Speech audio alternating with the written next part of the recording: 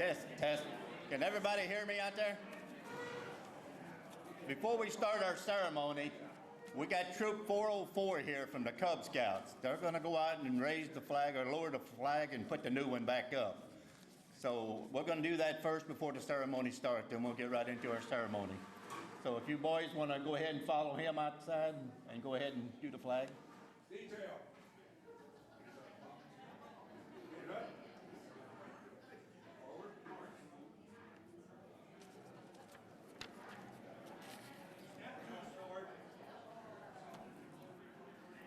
Now these guys are doing this for the duty of the country to earn their little patch. So we invited them here today to get their patch.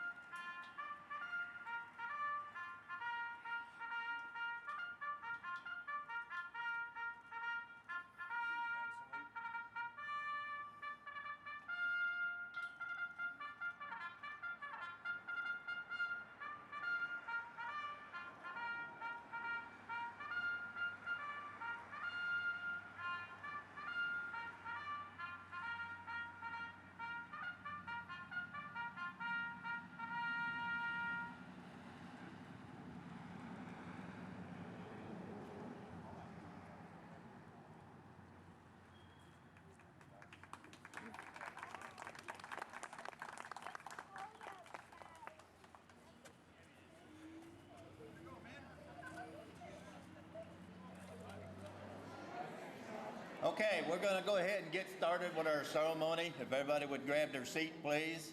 These little scouts out there did a fantastic job. I know they were cold, but they did a good job out there. Thank you very much, boys.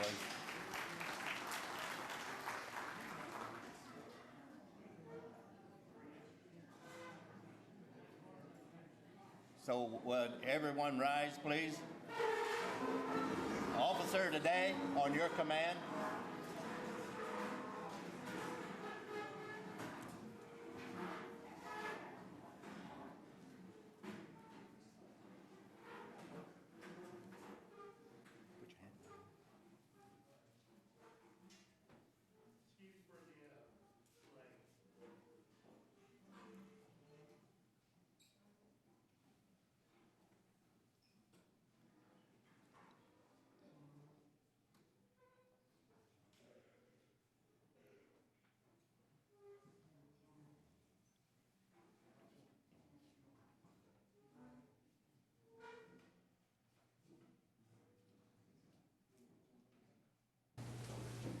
Detail. Head up.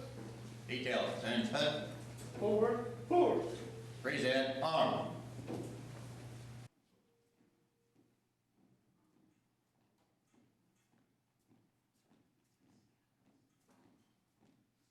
Detail. Halt. Post colors.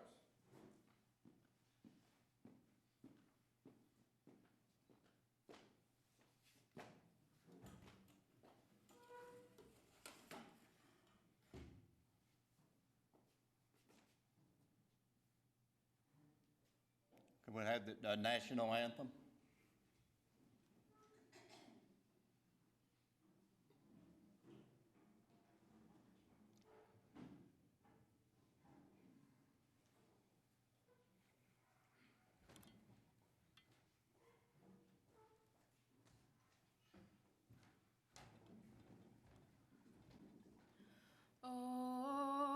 Oh, saying, can you see by the dawn's early light what so proudly we hailed at the twilight's last gleaming, whose broad stripes and bright stars through the perilous fights o'er the ramparts we watched were so gallantly streaming, and the rocket's red glare, the bombs bursting in air, gave proof through the night that our flag was still there.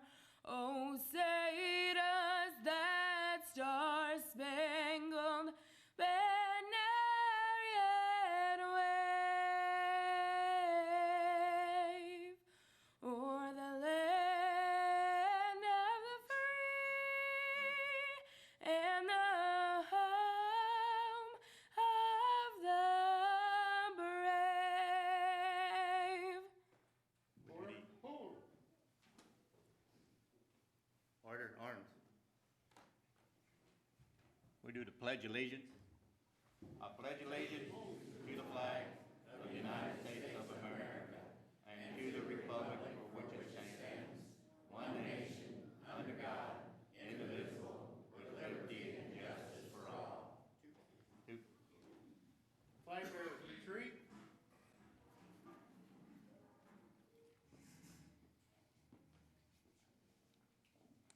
About who? Forward, forward.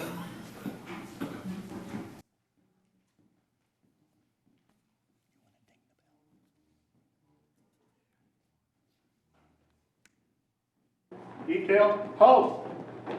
About who? Fall out. May be seated. Okay, we're going to recognize our departed veterans right now. When we read the names, Tom will be ringing the bell, then we'll do taps. James Alsop, K.O. Barley, George Carty, Robert Doss, Bruce Hammock, Dennis Heberly, Francis Halsey, Kenneth LaForth, Lester Meir, Roscoe Moody, Herman Nagger, Roger Otto, Melvin Pfeiffer, Daniel Zerwick, Marzine Bader, Don Gettinger, Richard O'Brien, Robert Shue, Clarence Hill, and Joe Hogue. So we'll play taps.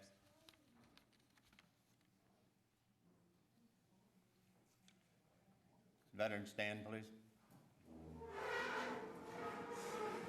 Somebody got them outside.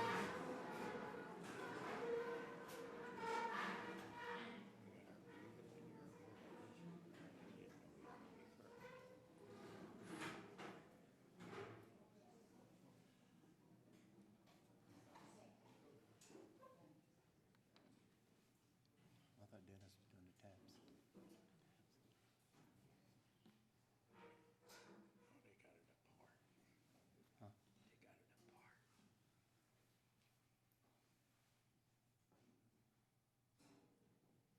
Raise that arm.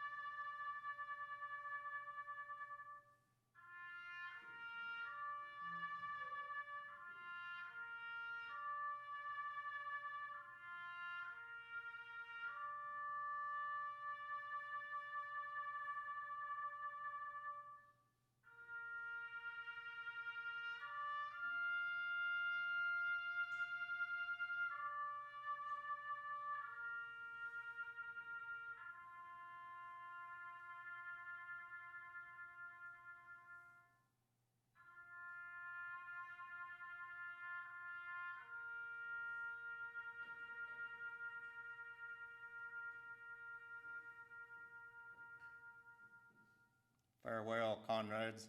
Order, armed. May be seated.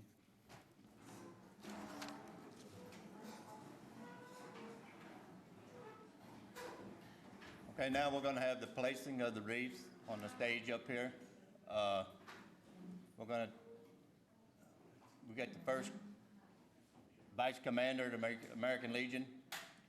We got somebody back there to bring them up, or Tom.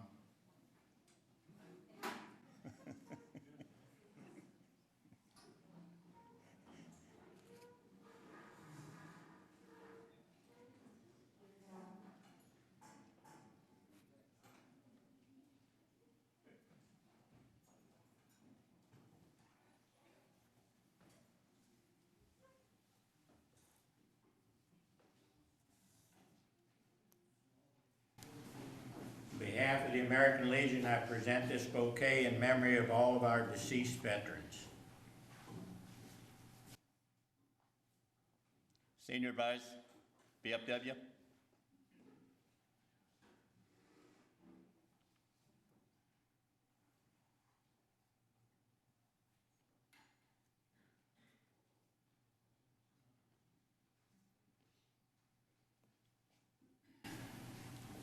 On behalf of Post 2210, Veteran of Foreign Wars of the United States, I place a symbol of our remembrance.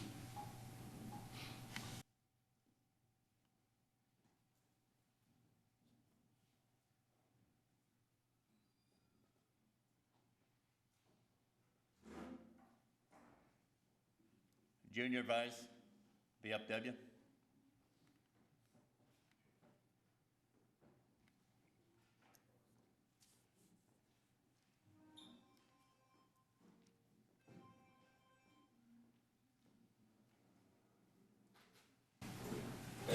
Place this symbol of purity.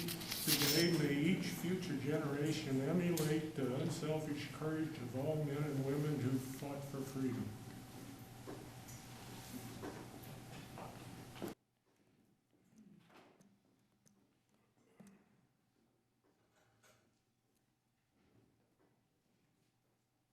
Officer of the day.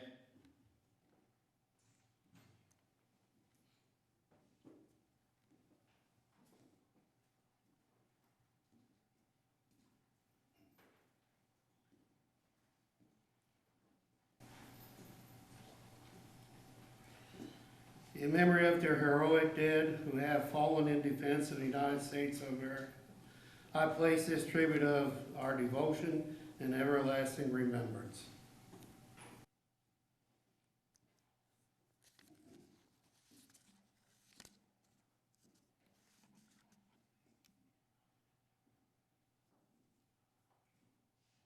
Ladies Auxiliary of the American Legion.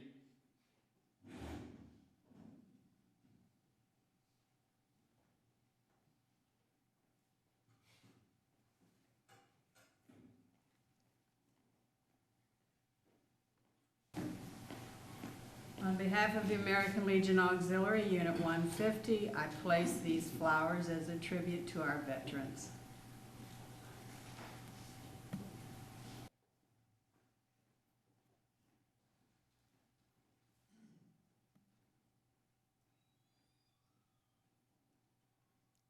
Ladies Auxiliary of VFW.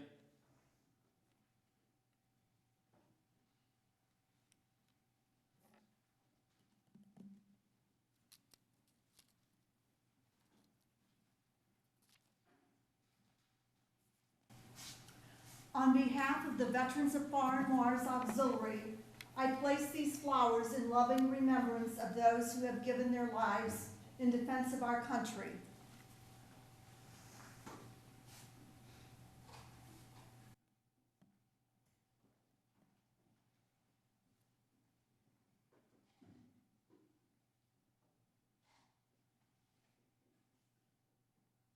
American Legion Riders.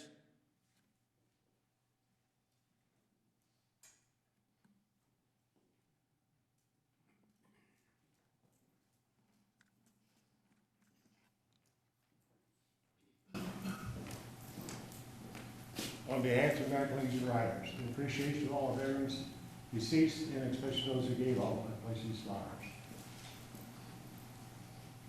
Thank you.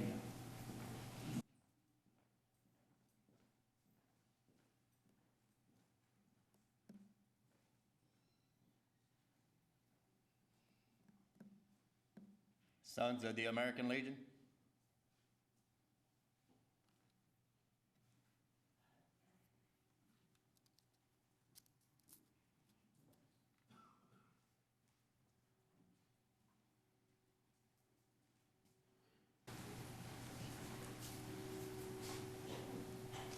On behalf of the SALS, which is the Sons of the American Legion, Post 150, we thank you for your service, for all members who are gone, and for all members who are still here.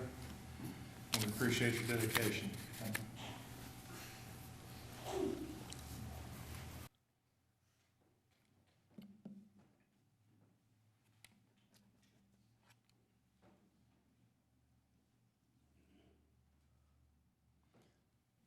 Okay, we're going to have our guest speaker come up here, and I really appreciate Captain Philip Kwan from the United States Marine Corps. He's going to be the guest speaker here, so if he would like to come up here and say a few words to your veterans and Legion.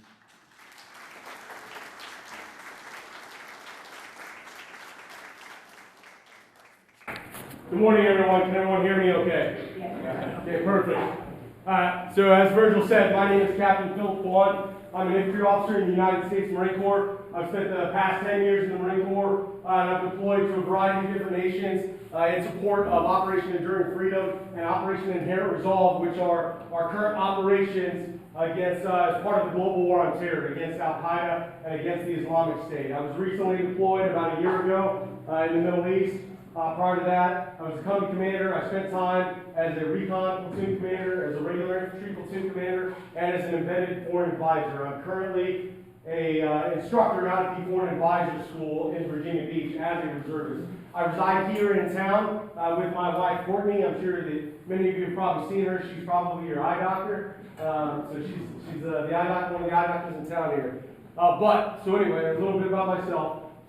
Today I'd like to talk to you all, to the individuals that I see in this room that are the reason that truthfully I exist. So obviously I'm an ethnic minority. My family during World War II was living in the Philippines. They were hiding in the jungles of the Philippines when Japan invaded the Philippines.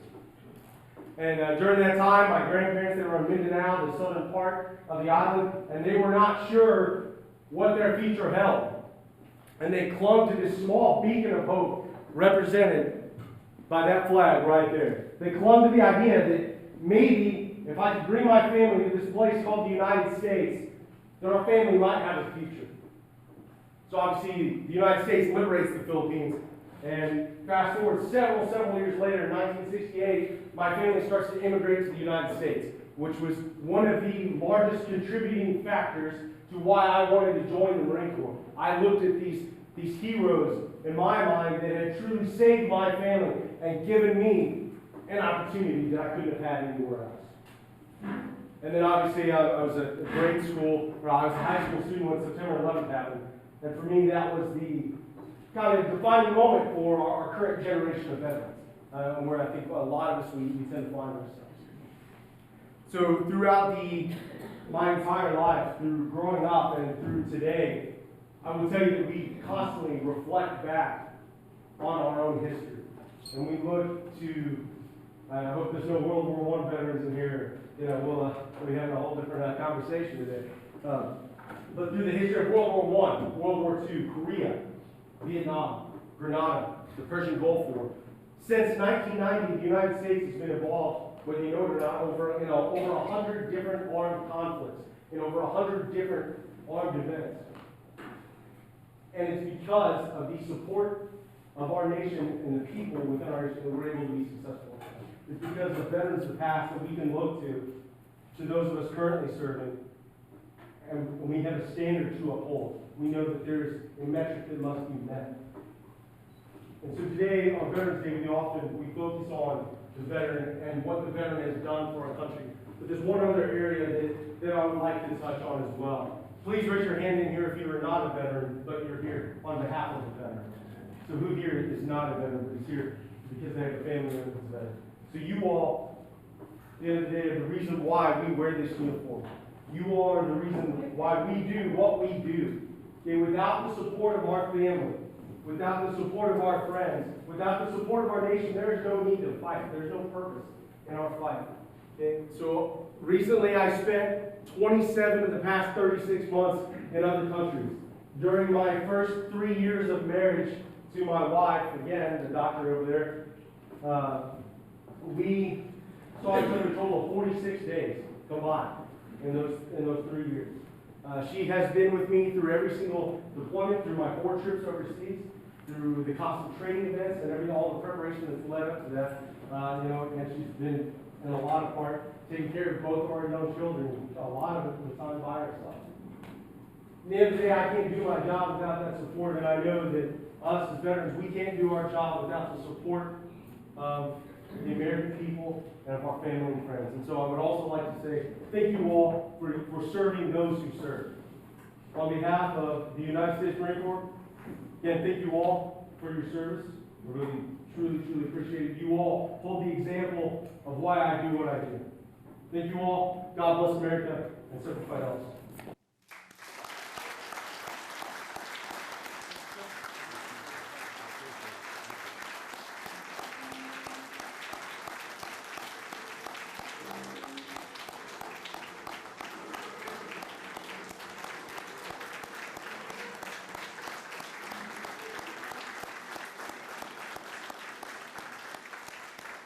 Thank you very much, Captain Phillips. We're going to be eating here in a few minutes as soon as Country Mark gets the food here. I told them at 11:45, so we're going to have a few minutes to spare.